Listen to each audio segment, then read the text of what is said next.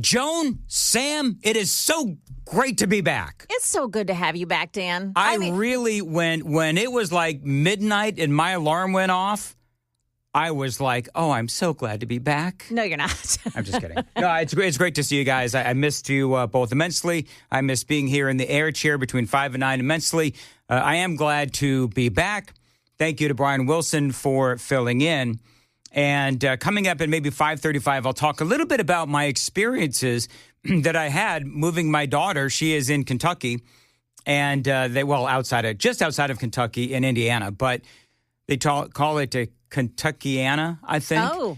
But she moved from like a 2-bedroom to a 3-bedroom. Yeah. In like 2-degree temperatures.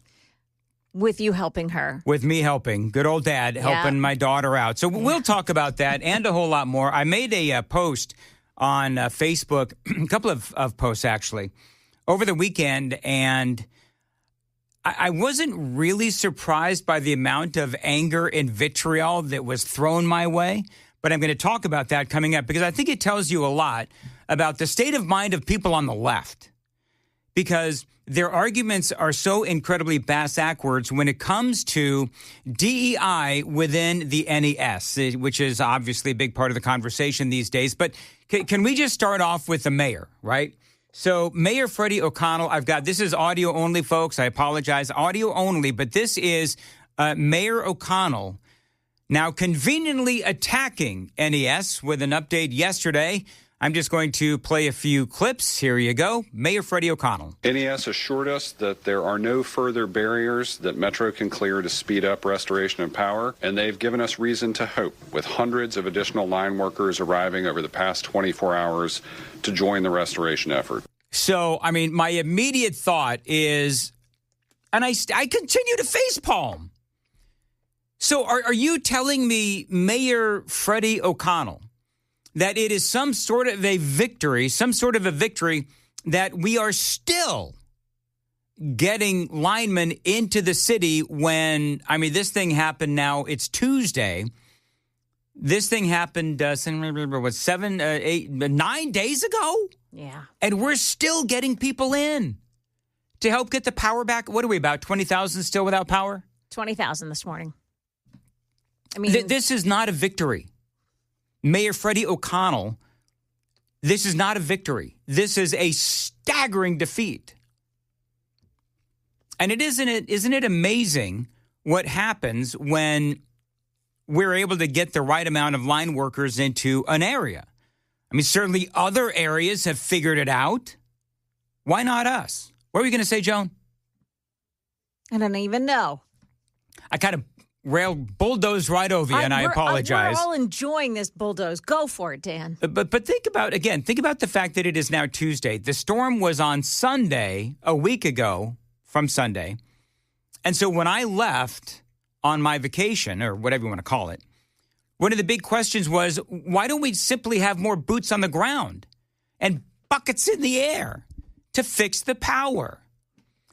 The biggest joke of this whole press conference, where the mayor has now signed an order demanding accountability with a commission. Today I'm issuing Executive Order 58 to establish a 2026 Winter Storm Response Commission to review the comprehensive response to the storm. The commission will have 9 members, including 7 who are community leaders or experts in utility infrastructure, emergency response, and crisis communications. Vice Mayor Henderson and Metro Council President Pro Tempore Delicia Porterfield will be commission members, and my office will appoint the rest in the coming days, including the chair. So we have Delicia Porterfield and Vice Mayor Angie Henderson, 2 allies of the mayor, and the mayor's office is going to appoint the rest of this 9-panel board.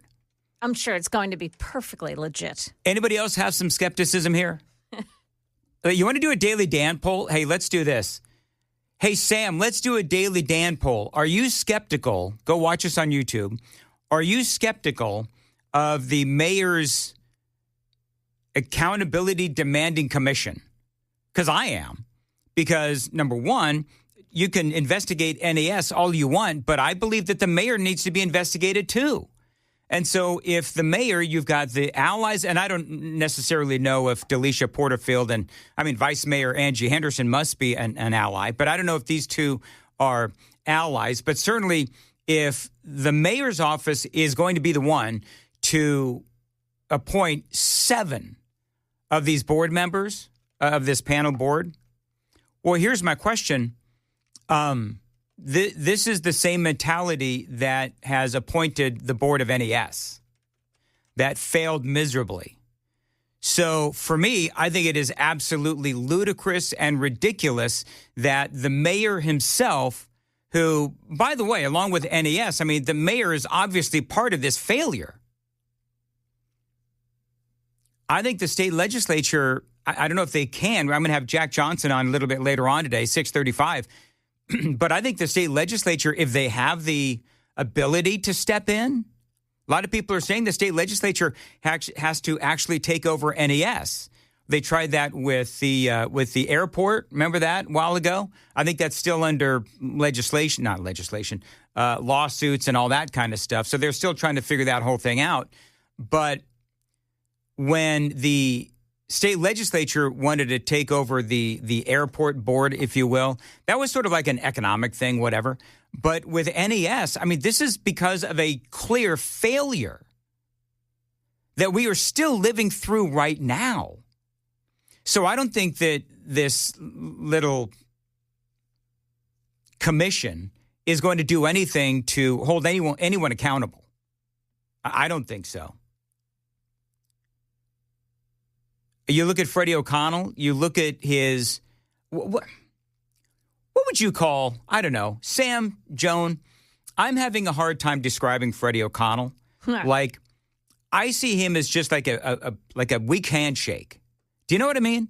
A weak, wet handshake. A weak, wet. You beat me to it. That's exactly what I was thinking. A weak, wet handshake is what Freddie O'Connell feels like to me when I see the way that he is managing this whole thing. And again, I do understand NES is its own entity. By the way, can I just point out that this is also a failure by design? For years, we've had, it goes back, the NES goes back, I want to say the 1920s or 30s. It's a long, long, long time. But when you have the Democrats in power and they are the ones that are appointing the board, and the board, from what I understand, then nominates and appoints and approves the chairman, the CEO of the board. Well, this is a failure by design, especially when you have a bunch of Democrats in charge, and they favor tree canopies and DEI over keeping the flippin' power on. And so what I sense as the mayor is out there, talking tough on NES, I feel like what he's trying to do is he's trying to escape his own accountability or his own culpability. Now, one of the things that he did say, and I've got this coming up, one of the things he did say that he is willing to look at changing members of the board. We're going to talk about that and a whole lot more. By the way, I also spoke with a couple of, they're calling themselves, describing themselves as whistleblowers, but one member of the city, the Metro City Council, and one member of the National Guard. They want anonymity, but the things that they're saying about the mayor, not good. Looks like it's going to rain for a long time, too. Really? Yeah, if you do that thing on the National Weather Service where you look at the hours. Sure. Yeah. Do you do that? I'm obsessed. No, I don't do that. It goes on. It starts at like noon today. Okay. And it goes on until like midnight. So. Okay. It's rain that we need, so it's a good thing. It is rain. One of the first things I did when I got to Kentucky was go through a car wash. Yeah. Because my car had all of that salt and that icy, snowy grime that gets on your car. Looks like that margarita glass after the 7th pour. It's exactly what it looks like, Sam. Thank you. Sam. Holy cow. So the mayor says, and you know what? After the last week or so, I think we could all use a little tequila. Yeah. the mayor says that he is willing to look at changing members of the board. We will definitely evaluate, one, our legal authority, because we've also understood that Metro Council can do this by resolution. So we're going to have to look at who's got what authority in that regard. We also know that there will be at least one appointment up this year. We'll be looking at all those things. So you have, again, a lot of people that are saying the state legislature should take over NES. You had Democrat State Representative Jason Powell. He has filed legislation that demands more oversight and accountability from NES, and he's a Democrat. You heard Michael Lofty. He was on with Murphy Show yesterday, Americans for Prosperity. So you've got Michael Lofty, Robbie Starbuck, Congressman Tim Burchett, all say absolutely NES must be taken over by the state legislature. We're going to talk to Senate Majority Leader Jack Johnson. He's going to join us here in a couple of hours, 7:35, here on Nashville's Morning News. But, you know, one of the things that I said a few minutes ago, and I think it is absolute truth, that this is a failure of setup. People in Nashville are forced to take NES, right? In this monopoly, in this organization, clearly is a failure.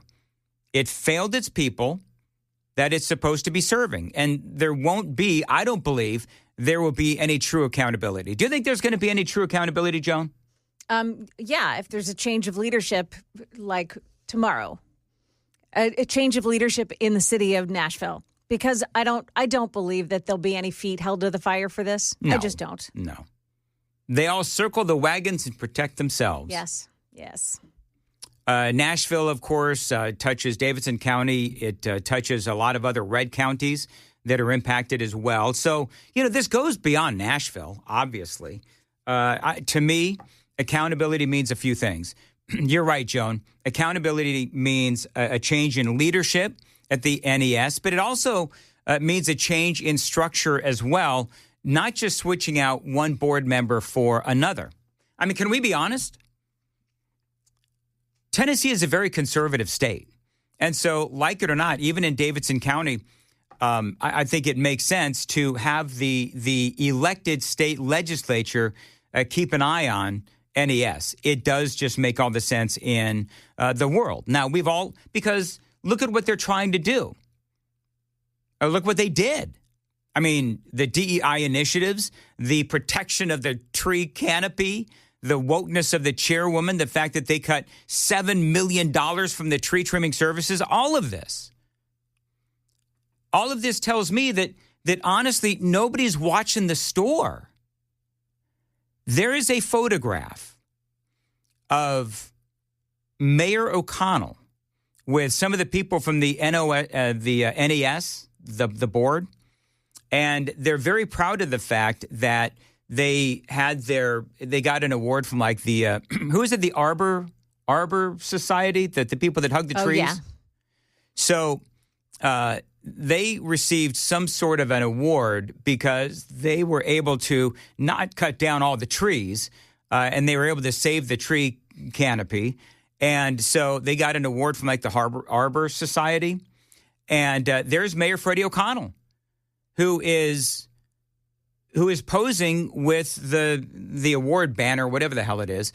And it's like, so it didn't occur to any of you, Freddie O'Connell or the board, it didn't occur to any of you that maybe, just maybe, trimming $7 million from the tree cutting budget and leaving the tree canopy essentially untouched would mean that there's a problem if we end up getting ice storms. Hey, you know, Fox is reporting this morning, Johnny Maffei, or Meffa, I don't know how to say his name, said that the NES CEO claims that it is false that they decreased the budget by $7.5 million. She's saying that it's false? She said it's false. So it was Tennessee Star, actually. And I'm going to have them on at 6:35. Oh, good. So we'll ask which is true. I guess my question is, okay, then that allegation came out at least 4 or 5 days ago. Yeah. So are they now just realizing what's in their budget? I punched it into Grok. Okay, go ahead. Did NES cut their tree trimming budget? Yes, Nashville Electric Service significantly reduced its spending on tree trimming.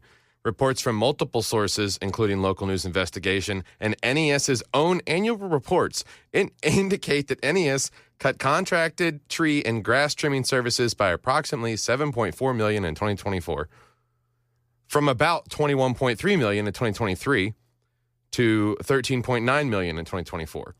So the actual number it goes to. 2025, they up the budget a little, like maybe by another $1 million, but it's still well below the national average for what is spent to do tree trimming and to prevent disasters like this. Do you know, in moments like this, I don't want to hug trees. I want to hug power poles. Yeah. And linemen. We want to hug linemen. Promo cut right there. That's a promo cut. I left some space there. Oh. You want me to do it with a little more Should have left more space between power and pole and hugging. And there's not a lineman out there, by the way, that wants me to hug them. Trust me on that one. Oh, gosh. Yeah, I don't think they want you hugging their pole, Dan. Big burly lineman. I'm coming in. Coming in for a hug. Coming in for a hug. Oh, can you imagine? Moving right along. Who do you think a lineman would rather hug? The mayor or the morning mayor of WTN? Ooh. That's a tough lineman. Let's go to the phones. Totally kidding. Here's more from the mayor. The ability for crisis communications had a hard time meeting the moment of the largest crisis in their institutional history. What I can tell you, though, is they've definitely heard us loudly and clearly. We have been pushing toward better alignment. I will tell you, our staff and theirs were working through the weekend. We expect to have them have a stronger presence at our EOC. We also expect to have a stronger mayor's office presence in their operations center as we work through the week and try to get power fully restored. So what is it they say? What's the colloquialism? Barn door, horse is gone, right? So the horses are already like well out into the wilderness because the barn door was open. In other words, you know, the mayor and NES, we're going to, you know, take more proactive roles in each other's business. We're going to be watching them. They're going to be Dude, the entire nation is watching the failure of Nashville. And now you're telling us that you're going to work together. Yes, here it is. NES was named Treeline USA Utility by the Arbor Day Foundation. 16 years in a row. It's a proud moment for Nashville. What is that word? Like, what does it entail? Do we have the prettiest canopy? That's what it better mean. In a press release published last year, NES noted that it had been named a tree line utility every year since 2009 and explained that the recognition is reserved for utilities that demonstrate their commitment to providing safe, efficient service while protecting and preserving community trees. Do they have to get their award back? Because there is nothing safe or efficient about the service that has been provided to the city of Nashville. So, hey, Arbor Day, people, take your award back. Thank God, though, we've preserved the... You know what, though? Mother Nature came and destroyed the trees. Here's the crazy thing. Am I right on this, Arbor Day people, Arbor people, tree people? So we've had a lot of trees destroyed in Nashville, right? So had they done the proper tree trimming, would a lot of those trees that were destroyed still be with us? Do you know what I'm saying? Like if they had cut back on the canopy, would we still have some of those trees that Joan, you're a person that does plants and stuff. Yeah. So if they had cut down the trees or trimmed the trees where they should have been trimmed back so that the canopy was shorter and under the power lines, then would those trees still be with us or would they have died anyway? I think they would have died anyway. I mean, all you have to do is look up. Look up. There's so much that has been torn down, and what's left of these trees means that the trees are they're either going to die or they're just in such bad shape they're going to have to come down anyway. I think you have to look at the type of tree too. I think a lot of it has been these hackberries and these Bradford pears that are brittle and stubborn and go down and split pretty easy. Are those Bradford pears the one that came from China? Yeah. Yes. That's the damn Chinese. It always goes back to the Chinese. Every time. Last time I got food poisoning, you know what it was? Chinese food. No, really? What did you say? The Chinese. It's Chinese. It's always the damn Chinese. She said In-N-Out. Joan, I was so bummed out. Sam, I was so bummed out. By? When I am driving northbound to Kentucky. Okay. And I find out that Don Lemon has been arrested. And why are you... Because I didn't get to participate. Oh, I see. I got you. So it's such a fun topic to talk about. Yeah. And he was arrested. So I guess he was on with Kimmel last night. Got some video here. He was on with Kimmel last night, and this is what he said. The question is, at what point did you realize how serious this is? When did you realize that this was a very, very big story?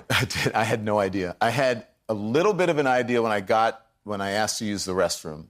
And, sort of early in the morning, I wasn't sure what time. I didn't have a watch or anything, so I didn't know.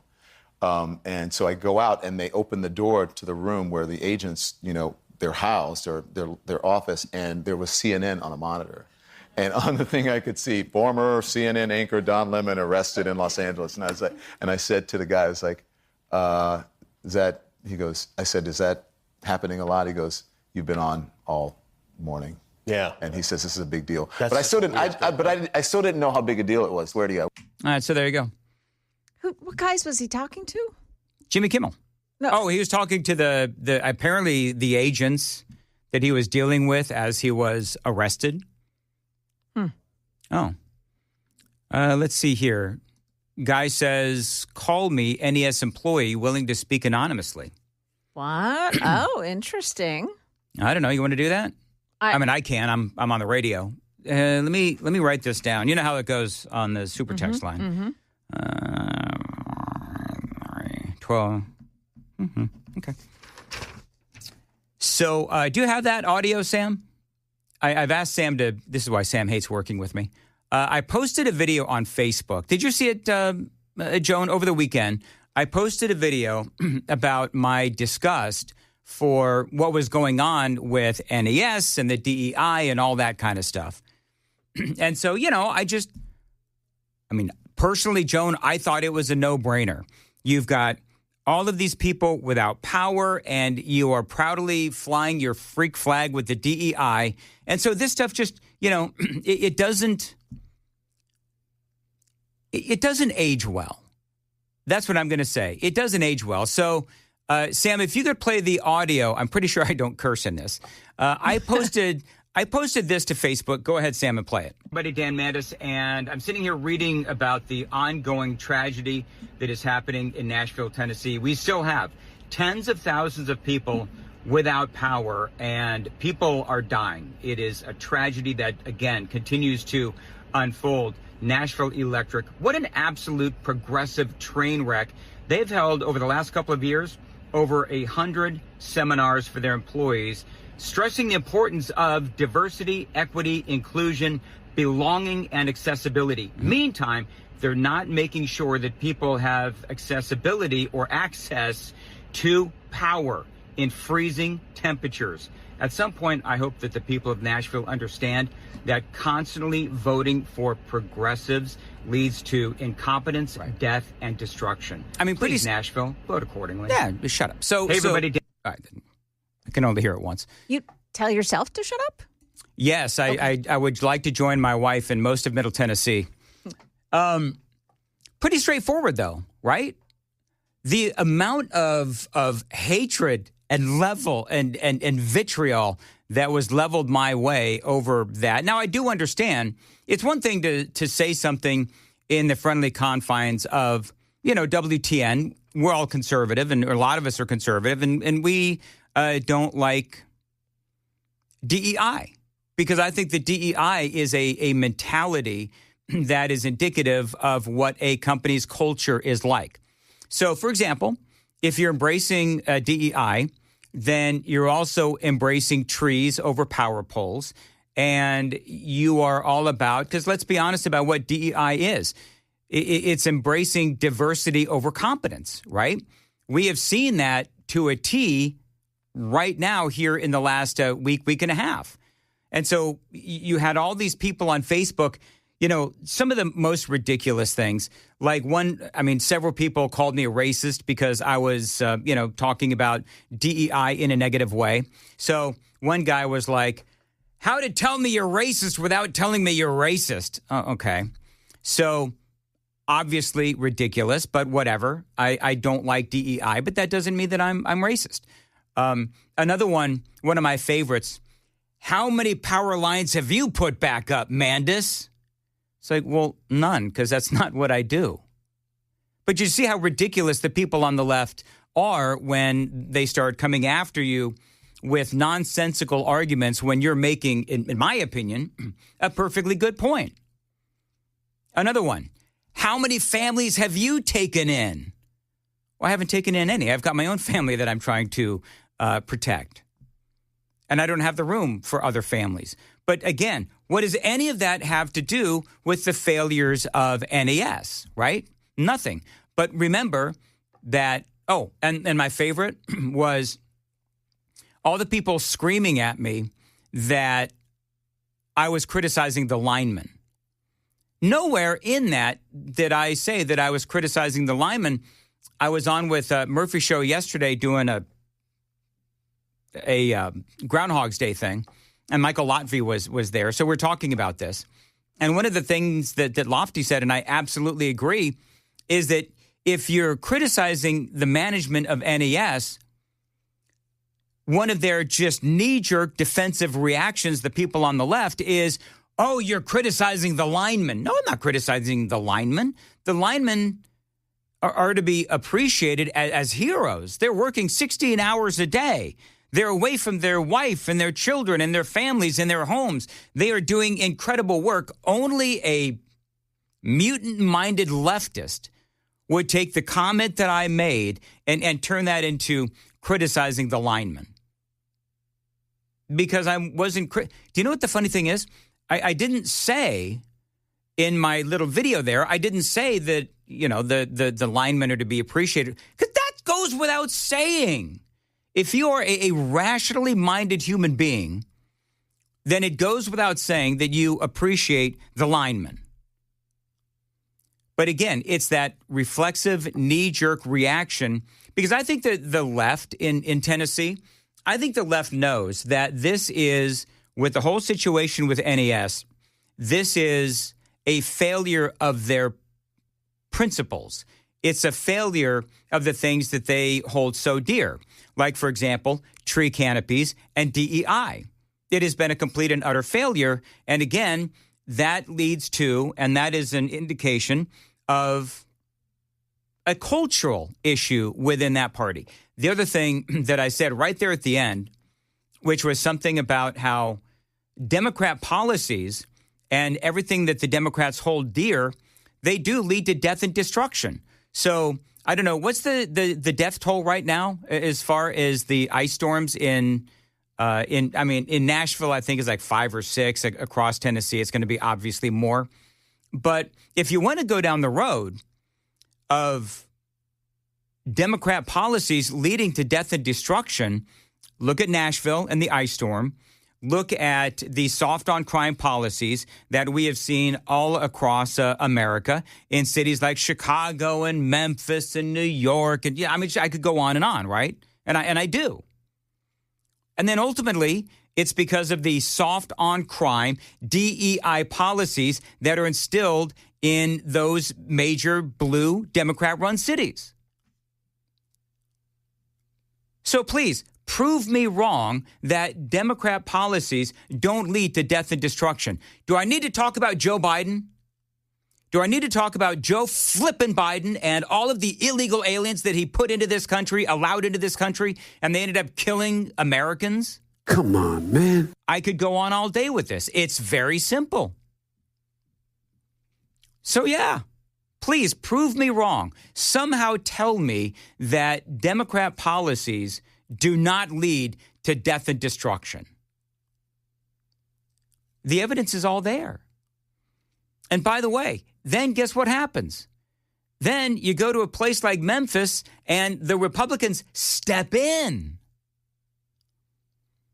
And then ultimately, what do we find? Conservative values saving lives. How many? I've said this 1,000 times. How many black lives has Donald Trump saved by going into Memphis, by going into Washington, D.C.? He saved a lot.